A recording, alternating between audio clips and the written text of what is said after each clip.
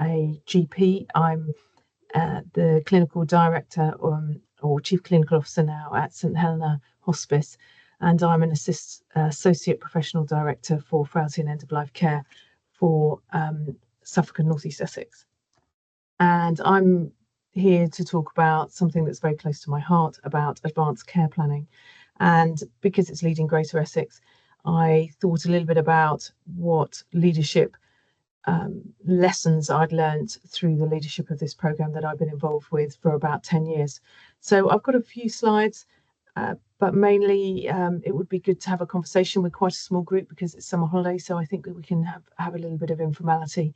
But I'll share the story, I'll bring in what I've learned, and we'll go from there and see if you feel that it's relevant to you. I think some of it will be relevant to your leadership journey of your own. Some of what I'm talking about is relevant to us as people in Essex and relatives, as daughters and sons of perhaps older people, as neighbours and friends of people. I'll be talking about dying and conversations. So let me share. Bear with me.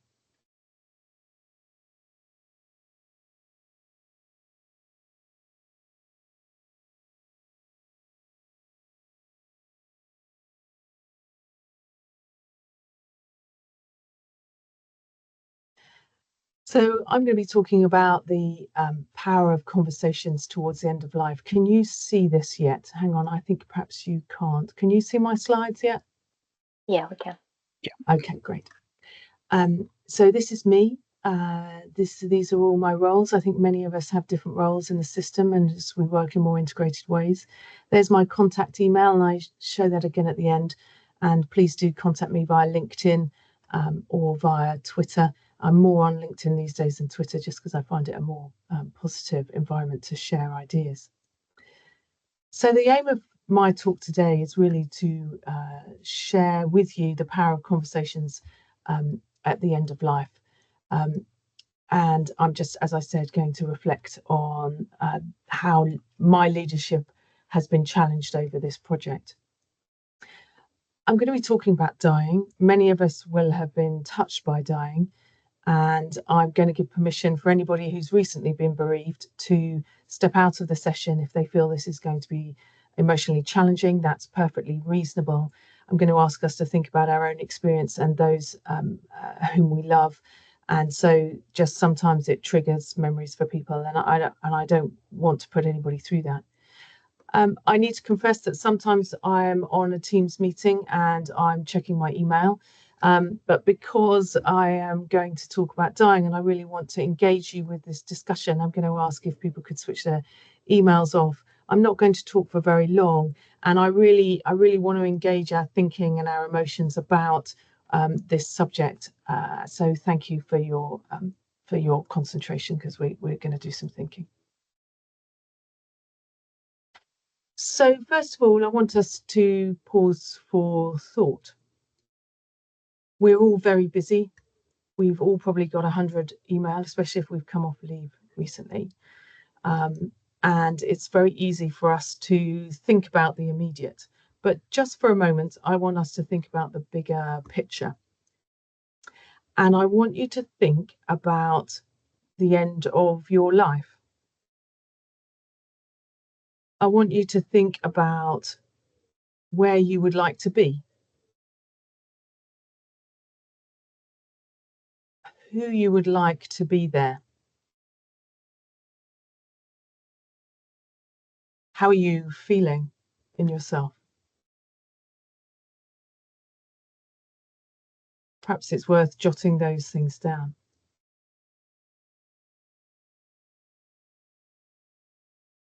I also want to think about how many people know those things about you. How many people know what's important to you? So that if something were to happen, how many people would say, I know what they want because we've talked about this.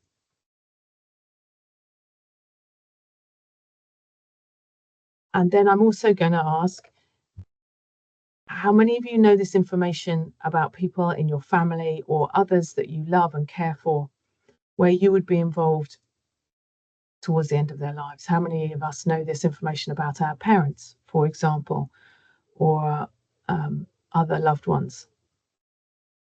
Because what I'm going to say is that due to the taboo of dying in our society, we don't have these conversations with people that we love. I think we've moved as a society to have conversations and plan things like wills, but we're much slower at addressing other planning issues such as lasting power of attorney or our advanced care planning. Advanced care planning is when we consider the kind of medical, the kind of healthcare and social care needs that we would want, that we would have in the future. We think about what our preferences would be for a time that we perhaps wouldn't be able to inform that. Perhaps we've lost capacity and we're more unwell. So we have conversations in advance with our loved ones and with our healthcare team, and involving our social care team if appropriate, about what we would want to happen if we were more unwell. So that's advanced care planning, and I'm going to be talking a little bit about that. So I just want you to bear that in mind as I talk. And when I thought about this talk, and I thought about our role as leaders and my role as a leader, and I tried to overcome my own imposter syndrome as a leader. What right do I have to talk about leadership? I thought, well, I'm consciously going to step over that. And I thought about how I would talk about the journey of my own leadership, and I thought about where that started. So I'm going to tell you my leadership origins story and then take it through from there. So I'm a leader in end-of-life care. I have been for a decade. I love what I do. And if I trace back to where my leadership story began, it began with a patient. And it began with a patient in general practice who had a difficult death. They had told me what they wanted. We talked about how unwell they were the week before. I'd done a home visit. And at that point, there was no mechanism for sharing preferences, no My Care Choices register. And so I knew what they wanted, but they deteriorated very quickly. That information wasn't shared. And that patient ended up dying in the resuscitation room in accident and emergency. And his wife said to me afterwards, I wish I hadn't called anybody for help, because all the help that they brought made it worse. Everybody was trying to do the right thing, but it made it worse. And his dying experience was unpleasant. It was in an emergency environment. His wife sat with him for several hours. She wasn't able to have anything to eat or drink in that time. It was very urgent, lots of crisis around them. And I'm sure that whatever you thought about what you wanted for the end of life experience, you wouldn't have cited that in the resus department of a busy A&E department in an acute hospital. And so that was the origin. That's where I became interested. I felt fundamentally that dying shouldn't be that way. I went home and I ruminated and I thought about it. And at the same time, I saw an advertisement for something called the Gold Standard Framework Going for Gold program. And that was an education program that a charity were offering to primary care to teach us how to have better conversations and identify people at end of life earlier. And I was inspired from that experience to do that program and lead our practice through it. We were the first GP surgery to do so in the country. And what we did is we found that reduced the hospital death rate for our patients by about a third. It was a tremendously powerful piece of change that resonated with me and kept people where they wanted to be. And subsequent to that, we took that learning. It was very interesting for commissioning colleagues, because we were enabling people not only to be where they preferred, but also that's a much more economically viable place to be, because hospital is a place where people don't want to be. And therefore, we were helping people to be where they did want to be at end of life, but also that's a better way of spending resources. At the same time, the My Care Choices Register was launched. Some of you will have heard of that, some of you will not. That's a digital database of where people can record their advanced care plans, and it is across North East Essex. And it was launched, and I took a leadership role in embedding that within clinical practice across what was then our PCT. And I've been the clinical lead for that ever since.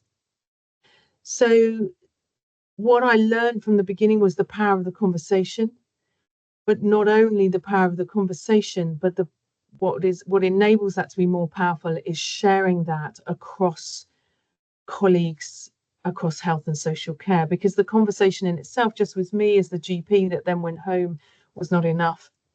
What empowered that was the sharing of it with people who would go in an emergency situation and hold that person in their place of preference, and a whole program of planning.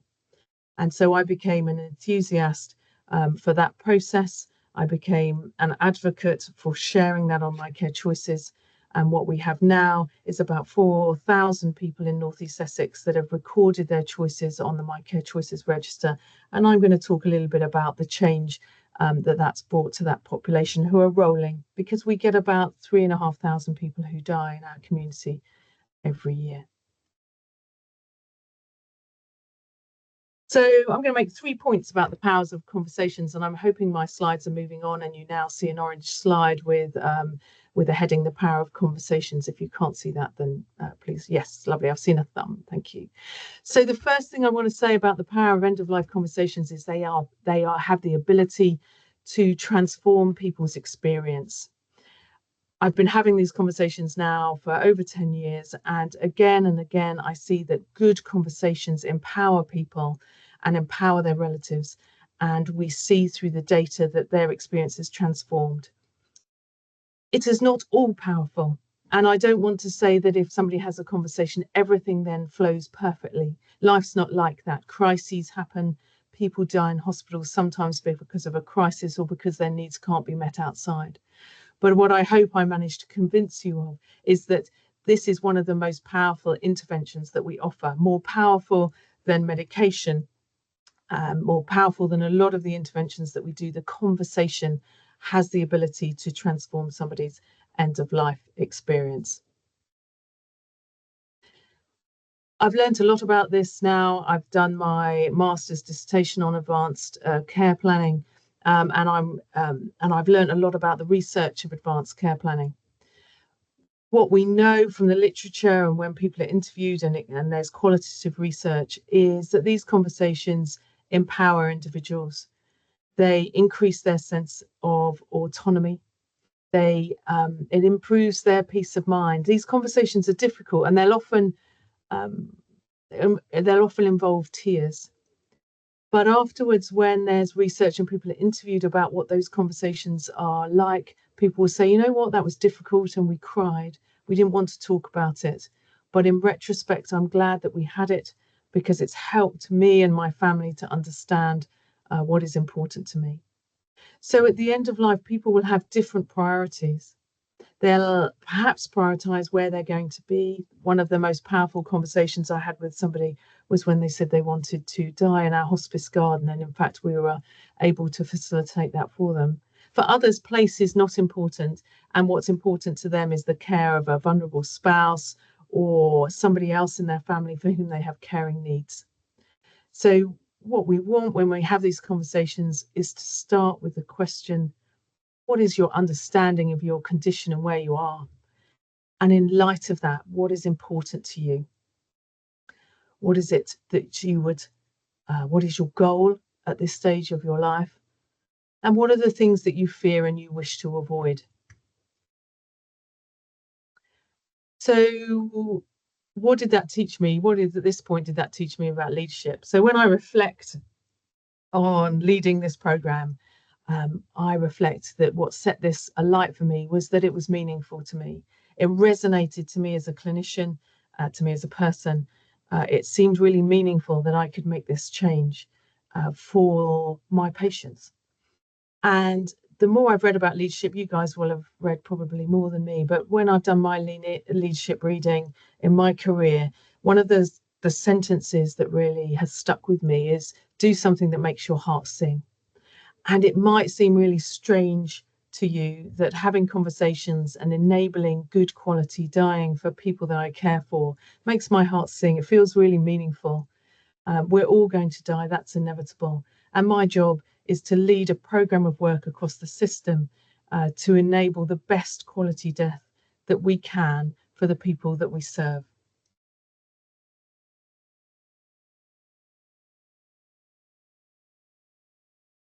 Okay. The second thing I'd like to say about power of conversations is that they empower those that you love. So if these conversations they don't just help you as the person who's facing the end of life, but they also help the people around you. And to illustrate this, I'm going to talk about a few people that I have loved. So I'm going to talk a little bit about my family. And by doing this, I'm just sharing our experience. Um, this reflects a positive experience. I understand that that might not reflect all of your experiences and all of the experiences of the people that you know. We haven't arrived at a perfect model of end-of-life care across our country and across our system. But I want to share these experiences because I think there are positive experiences, and I just want to share the ones and how conversations have empowered those for some of the people that I love. So I'm going to tell you the story of three siblings. We've got here on the left Tony, that's my father, the youngest of three siblings. My grandparents here, who I had never met. They died before I was born. They were elderly. My Aunt Lily here in the floral dress, and my Uncle Hubert. These were rural Essex folk.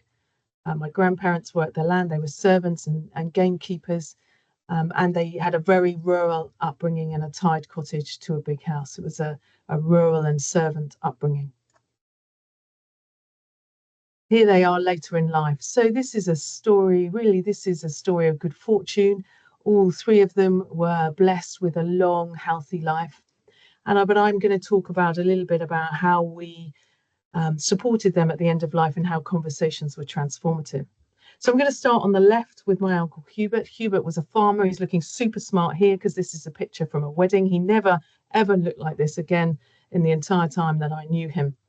He had calloused hands, firm hugs. He was a man to whom place was everything. I don't think that he ever went abroad. He didn't travel far. He farmed his land. He was an extremely pragmatic, practical man. And when he developed leukemia, we had a frank and open discussion about treatment options open to him. And that was really productive. He was very, as I say, very pragmatic about it. I can remember talking to him in his farmyard, and he said, I'm just going to live as long as I can. They've told me it might be another couple of years, and I'm going to take that and just live as long as I possibly can, as well as I can. And the treatment was really helpful. But it came a point when it was no longer keeping him well. And we started to plan his end-of-life care with my cousins. Being in place was tremendously important to him. And so he was supported by his GP, early referral to the hospice, his haematologist being honest with what they could and couldn't offer.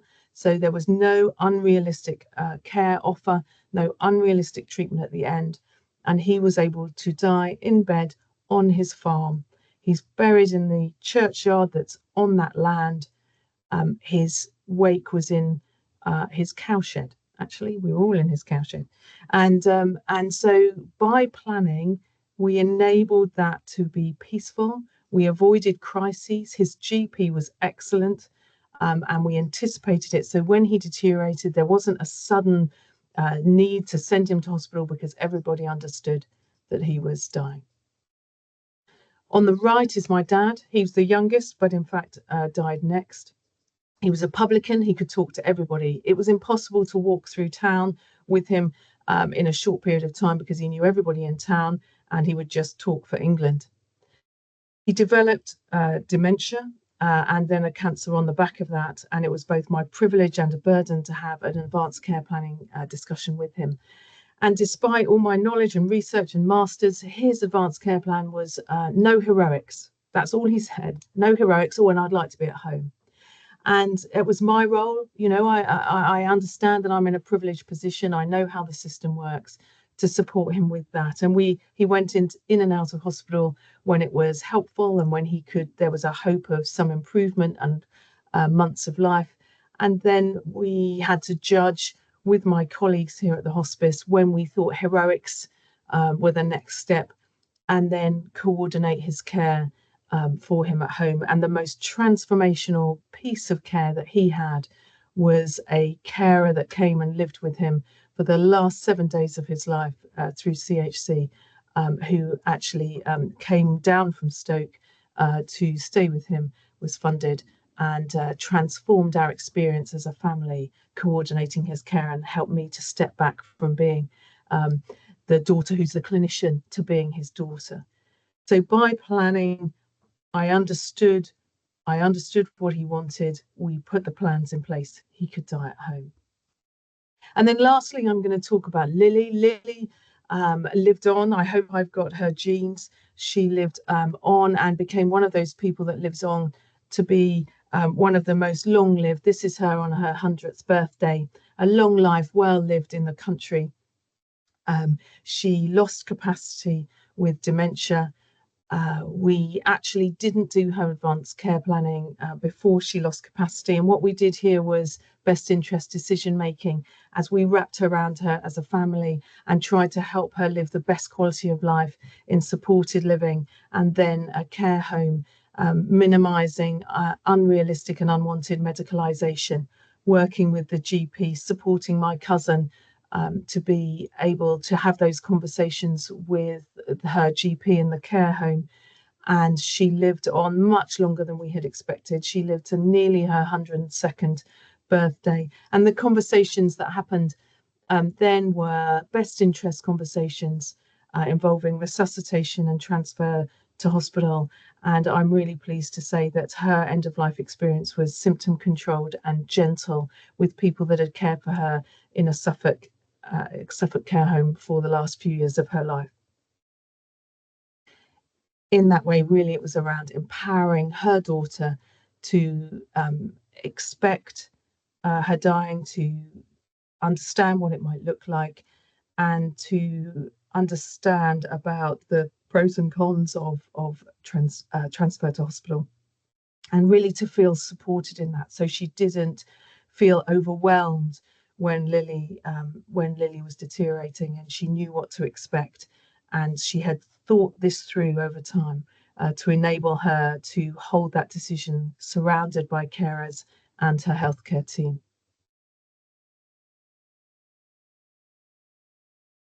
So I don't want to be idealistic. I'm really aware some of you might have had very different experiences. I've had different experiences with other people that I love, but I wanted to use them as an example because what we know is that people who have these conversations are much more likely to die in their place of preference. Indeed, we know that 80% of people who have these conversations will die in their place of preference, not all of them.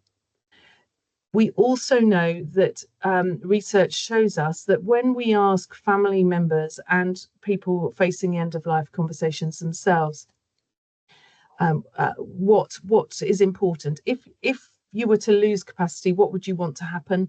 And then they've asked the relative in a research environment, what do you think your mum would want to happen? What we know is there's a disconnect. Those don't align without active conversation. So these conversations empower relatives to know what the person themselves wants. There are also studies coming out of Australia that show that where these conversations have happened, the bereavement experience is less severe. People suffer from less distress and less bereavement-associated depression because they are empowered to understand what their loved one wants and come to terms with some of that before. So if we're facing life-limiting illness ourselves, having these conversations with our loved ones empowers them, takes some of that burden of responsibility from them because they understand what we want, but also can improve their bereavement experiences. So, what is my leadership reflection on this? I think it's optimism.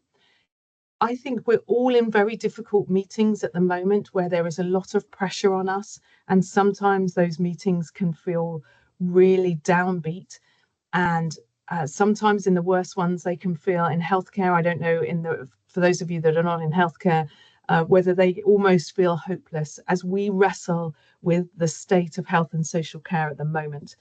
And I sit in those meetings and I think we're the leaders, and in that although things are really tough, we are the advocates for our patients, and we need to find examples of where it's gone well, and we need to find the optimism, because we need to lead the people behind us. And if we lose hope, then it's very difficult to find a way forward. And so at the moment, in meetings that I'm in, where we wrestle with how to get funding for people at the end of life, we're wrestling with hospice funding in today's environment. And I'm really advocating strongly for resources to be moved from the acute into the community where people want to do. And those are really robust and difficult conversations. I want to take optimism, because what I've seen over the last 10 years is that the amount of people that have been involved in advanced care planning has increased, that we have shifted the amount of people dying at home to the positive. More people are dying at home, more people are having these conversations, more people are empowered. Have we arrived? No. Is it perfect? No.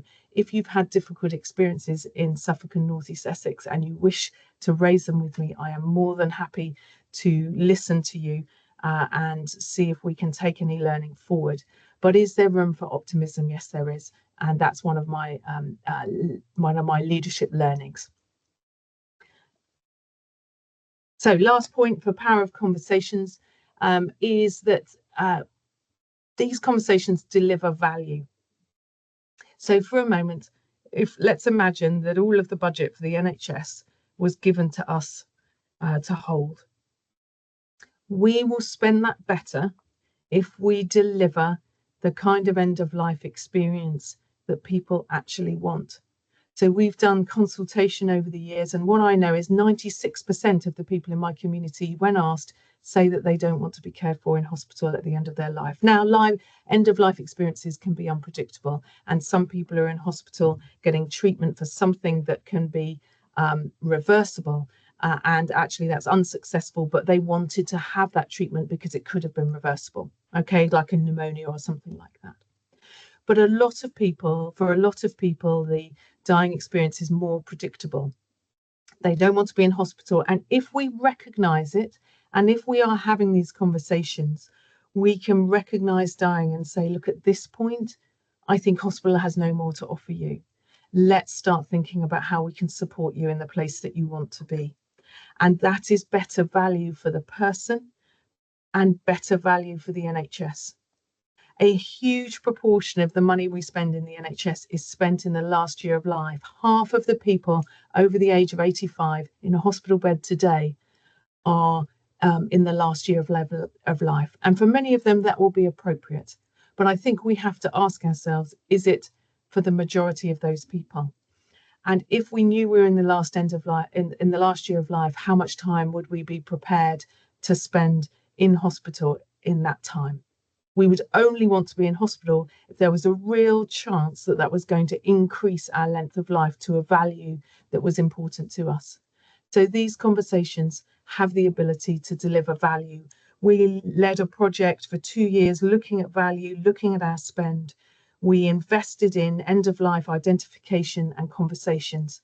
And then we measured how many of the people that had those conversations and recorded them on My Care Choices went to hospital as emergency patients in the last 3 months of life. And we demonstrated a better value because less of them went to hospital. We showed that there was £1.2 million worth of acute hospital spend diverted because we were having good conversations and planning with these people in advance. So not only can they transform experience, not only empower those that we love, but they deliver better value. They help us spend the resources. We live in a resource-tight world, and we want to get best value out of that. This is not about rationing and keeping people out of hospital if hospital can help them, or indeed if hospital is what they want. But hospital is the most expensive place that somebody can be, and most people don't want to be there, and the conversation that they have can be transformative. So we want to avoid over medicalisation and deliver better value care in line with people's wishes. So of the people that are on this digital database of choices, we know that only between 1 in 4 and 1 in 5 of them will die in hospital, where the average of all of the people in our community is nearly double that. The chance of being in their preferred place of care is over 80%. It's not 100%, but it is very high. And we know that this reduces emergency hospital admissions. So the admissions that we don't want, that are low value, can be given to people, other people, so they can be seen to more appropriately and more quickly. It keeps hospital for those that they're going to benefit. So what's my last point for my leadership journey is tenacity. I've been in this work for 10 years. There are moments when I think I'm done. You get caught up in the politics. It seems like you're banging your head against the wall. You run a program, the funding's cut, it's all rearranged, and it makes you feel very frustrated, and you think that you're done. And I've had moments like that. And I think the last thing that I hold on to is tenacity. We are advocates for the people we serve in whatever realm of work that you have and I have. We are the leaders. We are the advocates. And I think we need to be tenacious and optimistic in a world and in work that is meaningful to us, to get the best for the people that we serve. We have not arrived. I continue to deal with issues where things haven't gone well. I continue to try and work with great colleagues to improve the service that we're offering this year and next. But I believe that doing something meaningful, retaining our optimism, and hanging on to our tenacity are three things that have served me well, and I wanted to share with you. So I'm going to finish up. This is me. Please do be in touch. It's all part of a conversation. We are here as colleagues. We are here as citizens. We're here as relatives and neighbours and friends of people that are approaching the end of life. And I just wanted to share that learning with you. Thank you very much.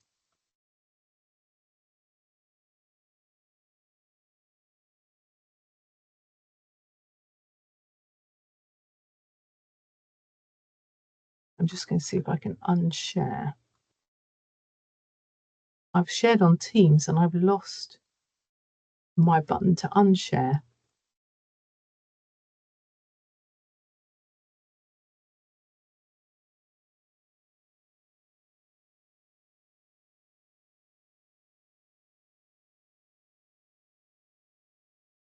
There we are. It's right at the top.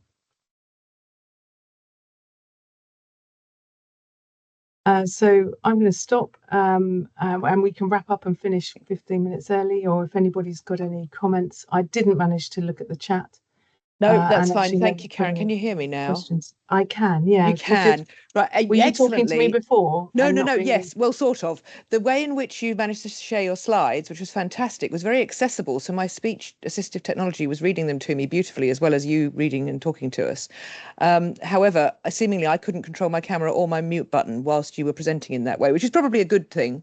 I was sharing in Teams, but I'll be honest. Yeah, it was working very well. I don't share in Teams all the time, and so you notice that I didn't use the normal share button top right, and so no, it was good. Yeah, whatever method you were using was very accessible and inclusive, but it did seem to gag me. And so if anybody else was trying to speak, I'd like to invite questions. I will just briefly abuse my chair position in that I wanted to reflect that I've recently been through a bereavement of a step parent and the resulting care needs in increasing of my natural parent, and it's been very complex, and me as a disabled only child of only children has learnt a lot, shall I say, about the complex systems that we live in. And I've been reflecting that I suppose in the ideal sort of normal curve of life, one would hope that in the middle bit, when you're working age adult, you have as little contact with public services and charities and external influences as possible if you're healthy and well supported in your lifestyle. But either end, whether it's from birth forwards or from death backwards, there is that need to interact with services. And I've had some positive experiences, but many, many negative ones in recent times. And I agree with you entirely that having the conversation about how one wants to end one's life is really important. But I think there's actually a phase before that. There's the phase from sort of ceasing to be a working age adult to beginning to have increasing needs, where just talking about how you want to live, how you want to be cared for as things start to change, even if it's not actually end of life yet. And I think a lot of us from the other agencies that are here represented today and across the whole of LGE are the people who could help with that. If we as a system were truly getting it all correct, everybody would have nice, neat lives that as they click each phase, you could just sort of push the trigger button for all those processes to whir into action and it happen. And that's definitely not the case at the moment. So I'm going to just pose that as my reflection and invite questions. So if you raise your hand, I think we should be able to interact with it, and invite you to unmute and ask Karen a question, please. Or make a comment or reflection like I did. Paul. Yeah, it's not a question as such. It's just to reflect. I could really relate to some of what you were saying. I've lost a parent, and that end of life period was really intense. But on reflection, rewarding, rich experience in making that end of life as they wanted it, and engaging in that. But the point I really wanted to make was I found it really useful how you have related that to some of the circumstances at work, and that level of honesty and intensity is really challenging to keep up. But there are parallels, and there are times that's needed. And I think it's challenging some of those hard truths that you really benefit from in the long run. And it's not perpetuating, sometimes I think in work we do the same thing where something seems too hard, and it's only when you really have to deal with it, you talk it through in a really honest way, and you move on from that and look at the real options, because what you want to happen can't happen sometimes. And I think that's what I've taken from this, is how to really draw that comparison in work, and that level of searing honesty at times is really what's needed to get the outcomes that we want. So thank you. Thank you very much. Ruben? Thank you. It's a bit of a reflection and a question, in terms of thinking about sort of the wider application, because we can certainly see the power and the usefulness of those powerful conversations. But in the public sector as a whole, together with actually helping inform those conversations, of course, it's very easy to bring in biases and preferences yourself. Do we need to have much more of a training culture for people to be for coaching and promoting curiosity rather than bias? Because it's a matter of, depending on the nature of the conversations, and sort of people can be very vulnerable, and you might be having a conversation with, you're taking yourself from your point of, you think you're more expert in terms of knowledge, whereas actually you really want that curiosity to come out from what are their needs, where are they coming from, what are their preferences. And so I think, and it's sort of going back to Kate's point in terms of actually reflecting with how do we help people to engage with services and like, in a big bit, do we need to come for more? We need to educate and inform, but do we need to be encouraging more of a coaching style and supporting more curiosity, so we're asking better questions to get genuinely good information from those powerful conversations? Yes, I think I agree with you. I think there's two particular things. I think we need to be encouraging the conversations with a societal sort of promotion, if you like. So we have done different series of promotions to directly to the public, encouraging people to start the conversations rather than being healthcare kind of downwards, if you like, healthcare doing to somebody. And then there's a lot of training that we do with healthcare professionals around making these centered. I think you're right. I have to say I have done these conversations very badly in my time, and I continue to listen and learn. But we do a lot of training around communication skills, and not so much, we don't kind of consciously call it coaching, but that trying to focus on the person rather than your own agenda. So not saying, think you might be dying, where do you want to be? But, saying what is your understanding, what is important to you and who is important to you. And over the time we've been doing it, I think our conversations have been becoming, and our documents actually have become much less medically centric and much more person centric. And I think we're on a journey with that. We also have colleagues in Suffolk that have a group of volunteers who learn to do coaching type conversations about drawing out what's important to people so that it's not medicalized. And then they become like an advocate with that person with the expertise of knowing how things work and knowing some of those questions, but also, linking them through to health. So yeah, I think we're on a journey with that. We do lots and lots of education. And we've got a whole what we call compassionate communities program where we're encouraging groups to talk about it. So we did a big talk, something called a talkioki campaign, where we went to village shows and rural shows with a sort of microphone and a facilitator saying, what's important to you, encouraging people to start that conversation themselves. So we are learning and haven't arrived. So if you've got examples, share them with me, and because we've got a whole program of challenging ourselves.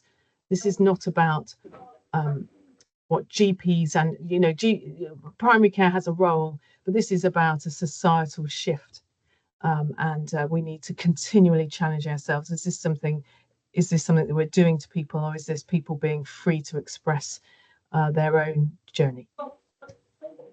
Thank you. And I'd just add at that point, Karen, and this is something you and I have talked about previously, and perhaps we need more time together to shape it further, but the equalities element in diversity and inclusion sort of features very much in that conversation as well. Mm-hmm. And I think particularly there are some people who are approaching, a later stage of life, maybe not the end. And as you said, sometimes relatives really surprise you and go on for a lot longer than you anticipated, but they may not be in a position to self-advocate as strongly as would be, ideal.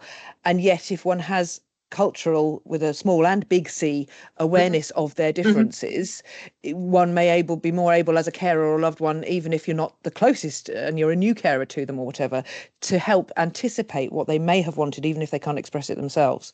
I have a loved one who is neurodiverse, and for that reason is not able to articulate preference, really, can just about choose whether it's, one filling or another in a sandwich, but in terms of kind of life choices doesn't have that language, never really has had. And yet it's possible to see which is preferable when you put them in different environments. So you have to sort of almost test out what would you prefer. And I've seen things like people expressing a religious perspective on a form. And you say, oh, I didn't know that was your belief. You've never expressed that previously. Oh, well, it keeps people quiet if I tell them what they want to hear. I've heard an older person express. And it's like, no, don't tell us what you think we want to hear. Tell us what you want to say. So, Natasha, did you just put a hand up? Did I hear I was speaking at the same time as my tech talked to me. I did indeed. Go ahead. So I just wanted to share an experience to just give some context. I sadly lost my mother when I was 16, and I just wanted to say that because my mum was ill and deteriorating for very many years because of the type of condition she had, I was very well prepared as a child for my mum to pass, because my dad and the wraparound care that I got as a child informed me, and it was almost expected that one day mum would sadly go. The experience that I had as an adult when my dad sadly also passed when I was an adult was completely different. And I just would like to reflect that part of the building is how do we ensure that those in the system, like children, are prepared for, or folk who aren't expected to die, not just end of life doesn't just happen when we are elderly, but then preparing either the children around us, as I was a child watching my mum deteriorate, or alternatively, if sadly there are children in the picture, there's obviously ways to help those vulnerable to such circumstances to then express what they would like in the way in which they can. But equally, there's nothing like preparation. I can say definitely my experience with one parent was different to the other, and I would put a lot of that down to the talking, the wraparound, the support that was available to me as a child that perhaps actually I didn't realise or know that I needed as an adult. Yeah, I just wanted to say that. Yes, thank you for sharing, and I'm glad that your experience as a child was in a very difficult time to be bereaved, was at least had that positive experience within it. I've heard some absolute horror stories of people not having any preparation and being completely excluded, and then suddenly, mum has gone and nobody knew, and we see the consequences of that play out through grief for a long time. So yes, I mean, it's an ongoing cultural process, isn't it? We've done lots of work, but there's more to do around discussion, around schools work. It was one of the recommendations, I think, of the Ombudsman report around resuscitation, that schools have some discussion. It's my privilege to go in and I do some teaching in schools around death and dying, and so do the hospices, but we need it to stop being something that is embedded in the charitable sector and see it as something of our responsibility to be part of that and advocate for it. So yes, ongoing work, really important. Compassionate Communities does some of that too. We are, so for adults, we particularly at the moment, we are advertising, trying to get to people who are caring for people in the last phase of life, to say, do you want to come and learn more? Because actually people afterwards, if you do a retrospective survey, we say, how was it? And they say, we didn't have enough information.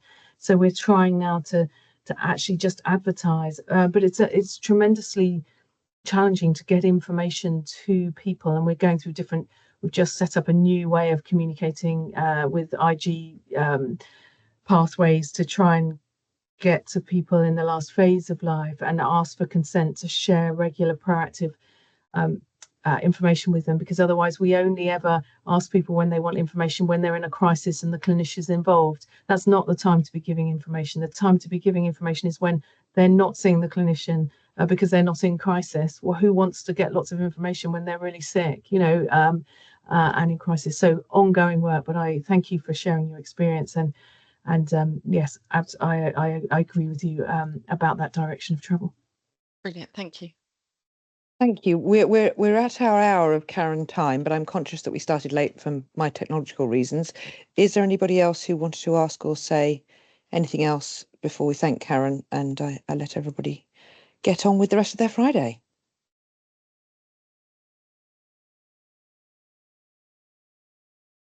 No, it sounds like those who wish to speak have done. Well, thank you very much, Karen.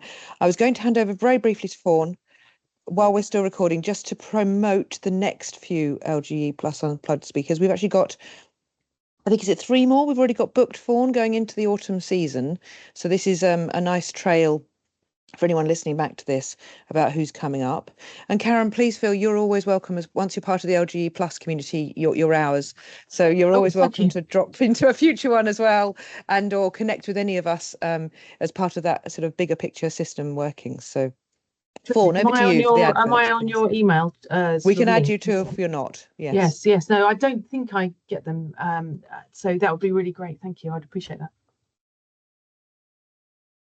We have coming up Councillor Spence, who is the 26th of September, and we have Ndunge, who is in for the 29th of October. And have we got a date yet for the other Karen? Still tentative. Okay, still tentative. So hopefully into November. We have another Karen C. very different person, but we noticed on our list that we'd got 2 Karen C's. So watch this space. And Ndunge used to be an LGE participant herself, is part of the LGE Plus community, but is now the head of Equality, Diversity and Inclusion at the University of Cambridge and involves quite a lot of international work. And Councillor Spence is one of our cabinet members at Essex County Council, but he's also the chairman of the Health and Wellbeing Board. And I don't actually think I've seen yet what he's going to be talking to us about, but he's got a lot of interesting reflections on complex systems and the learning he's had, having worked in the private banking and finance sector for many years before coming into politics. So thank you all for your time as usual at slightly odd meal times, and particularly this bit being high summer. Enjoy your Friday and your hopefully pleasant weathered weekend. I gather it's not going to be too hot nor too wet. It's going to be like Goldilocks porridge this weekend. So thank you all, and speak to you again soon. Thanks. Thanks, Karen. No.